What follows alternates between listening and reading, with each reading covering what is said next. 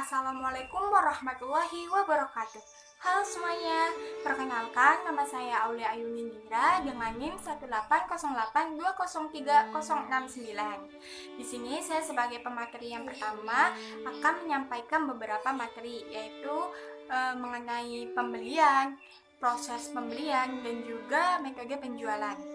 Langsung saja ke materi yang pertama mengenai pembelian. Pembelian meliputi keputusan konsumen mengenai apa yang dibeli, apakah membeli atau tidak, kapan membeli, di mana membeli, dan bagaimana cara membelinya, termasuk cara membayarnya, apakah dengan cara tunai atau cicilan. Pembelian produk dan jasa yang dilakukan oleh konsumen dapat digolongkan menjadi 3 macam, yaitu yang pertama, ada pembelian yang terencana sepenuhnya. Pembelian yang terencana sepenuhnya merupakan hasil dari proses keputusan yang diperluas atau keterlibatan yang tinggi. Konsumen seringkali membuat daftar barang yang akan dibelinya jika ia pergi ke toko swalayan. Serta biasanya itu konsumen sudah tahu produk dan merek apa yang akan dibelinya. Yang kedua, ada pembelian yang separuh terencana. Ketika seseorang sudah tahu produk yang ingin dibeli sebelumnya dan memutuskan merek dari produk tersebut di toko, maka ini termasuk pembelian yang separuh terencana. Pramuniaga biasanya menjelaskan semua produk yang ada di toko tersebut sampai konsumen memutuskan produk merek apa yang ingin dibelinya. Yang ketiga, ada pembelian yang tidak terencana. Konsumen sering membeli suatu produk tanpa direncanakan terlebih dahulu. Keinginan membeli sering muncul di toko atau mall. Misalnya, display pemotongan harga 50%. Display tersebut telah membangkitkan kebutuhan konsumen yang tertidur, sehingga konsumen merasakan kebutuhan yang mendesak untuk membeli produk yang dipromosikan tersebut. Materi selanjutnya mengenai proses pembelian. Proses pembelian ini terbagi menjadi dua, yaitu yang pertama ada tahap pra-pembelian. Tahap pra-pembelian ini juga terbagi menjadi dua. Yang pertama ada mencari informasi. Konsumen akan mencari informasi mengenai produk, merek, atau toko dari berbagai sumber, seperti koran, majalah, radio, dan televisi. Yang kedua ada mengambil dana. Pembelian produk biasanya menggunakan uang sebagai medium utama pertukaran. Konsumen mungkin akan menggunakan cara pembayaran seperti bayar tunai, cek, kartu kredit, kartu debit, kartu ATM, atau dengan yang lainnya. Selanjutnya, proses pembelian yang kedua yaitu ada tahap pembelian. Tahap pembelian ini terbagi menjadi 3, yaitu yang pertama ada berhubungan dengan toko. Keinginan membeli produk akan mendorong konsumen untuk mencari toko atau mall tempat membeli produk tersebut. Sebuah toko biasanya memajang pengumuman diskon dengan huruf yang mencolok, warna-warni, sehingga menarik perhatian konsumen untuk mendatangi toko tersebut. Yang kedua ada mencari produk. Setelah konsumen mengunjungi toko, maka selanjutnya ia harus mencari dan memperoleh produk yang akan dibelinya. Pemilik toko berkepentingan agar konsumen selalu mengunjungi tokonya, sedangkan produsen berkepentingan mempromosikan produknya agar dibeli konsumen. Yang ketiga ada transaksi. Salah satu bentuk kenyamanan konsumen dalam berbelanja di dalam toko adalah kemudahan dalam transaksi. Biasanya, toko menyediakan berbagai metode pembayaran, sehingga konsumen bisa memilih sesuai dengan keinginannya. Jadi selanjutnya mengenai metode penjualan. Metode penjualan terbagi menjadi 5. Yang pertama ada penjualan langsung.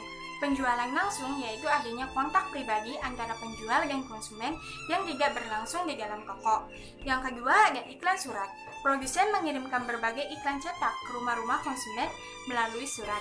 Yang ketiga ada telemarketing. Telemarketing merupakan penggunaan telepon untuk memasarkan produk. Telemarketing terbagi menjadi 2 macam, yaitu ada outbound telemarketing dan inbound telemarketing. Yang keempat ada katalog. Katalog adalah publikasi cetak yang berisi informasi lengkap mengenai produk, biasanya berbentuk buku atau barang cetakan lainnya yang lebih tipis. Yang kelima ada iklan respon langsung. Iklan respon langsung adalah iklan produk atau jasa melalui media cetak dan elektronik yang salah satu pesannya itu agar konsumen bisa langsung merespon iklan tersebut.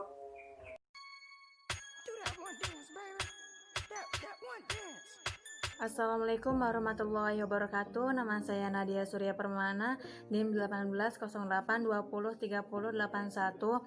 Saya akan melanjutkan materi yang ketiga, yaitu pasca konsumsi, kepuasan dan ketidakpuasan. Kepuasan adalah perasaan senang atau kecewa seseorang yang muncul setelah membandingkan kinerja atau hasil produk yang dipikirkan terhadap kinerja atau hasil yang diharapkan. Ketidakpuasan konsumen terjadi apabila kinerja suatu produk tidak sesuai dengan persepsi dan harapan konsumen, sehingga dapat dikatakan bahwa kepuasan konsumsi merupakan suatu perasaan, harapan, atau penilaian emosional dari konsumsi atas suatu penggunaan produk atau jasa. Dan penilaian kepuasan mempunyai 3 bentuk yang berbeda, yaitu kinerja lebih baik dari harapan, kinerja sama dengan harapan, dan kinerja lebih buruk dari harapan. Penilaian terhadap kepuasan konsumsi dapat dibedakan menjadi 3. Yang pertama yaitu positive disconfirmation, di mana hasil yang diterima lebih baik dari hasil yang diharapkan. Yang kedua, simple confirmation, di mana hasil yang diterima sama dengan hasil yang diharapkan. Yang ketiga, negative disconfirmation, di mana hasil yang diterima lebih buruk dari yang diharapkan. Ketidakpuasan konsumen merupakan salah satu faktor penyebab terjadinya perpindahan merek, karena konsumen yang tidak puas akan mencari informasi pilihan produk lain dan mungkin akan berhenti membeli produk atau mempengaruhi orang lain untuk tidak membeli lagi. Selanjutnya itu proses pembuangan produk setelah konsumsi. Tahap keempat konsumsi dari proses keputusan adalah konsumsi. Setelah konsumen membeli atau memperoleh produk dan jasa, biasanya akan diikuti oleh proses konsumsi atau penggunaan produk.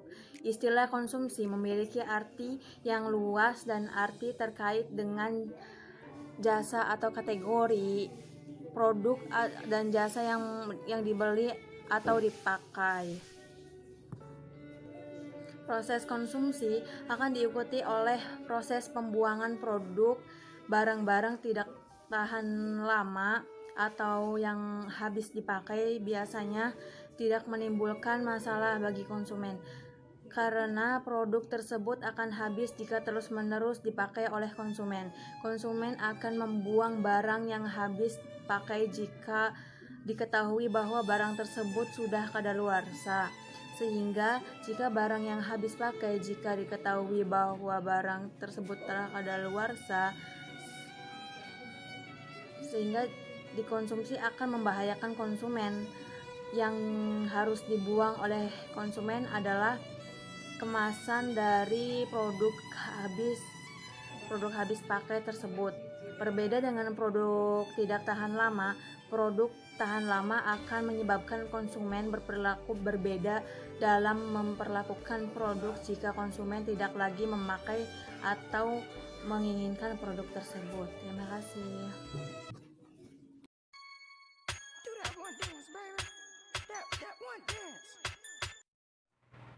Perkenalkan, nama saya Alvan, nomor NIM 180820356.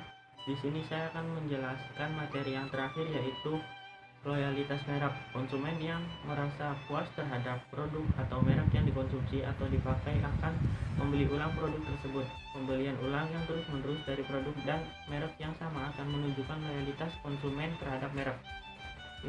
Inilah yang disebut sebagai loyalitas merek, suatu hal yang sangat diharapkan produsen. Salah satu tujuan komunikasi pemasaran yang dilakukan oleh produsen adalah untuk menciptakan loyalitas merek. Loyalitas merek atau brand loyalty diartikan sebagai sikap positif seseorang konsumen terhadap suatu merek. Konsumen memiliki keinginan kuat untuk membeli ulang merek pada saat sekarang maupun masa yang akan datang. Keinginan yang sangat kuat dibuktikan dengan selalu membeli merek yang sama.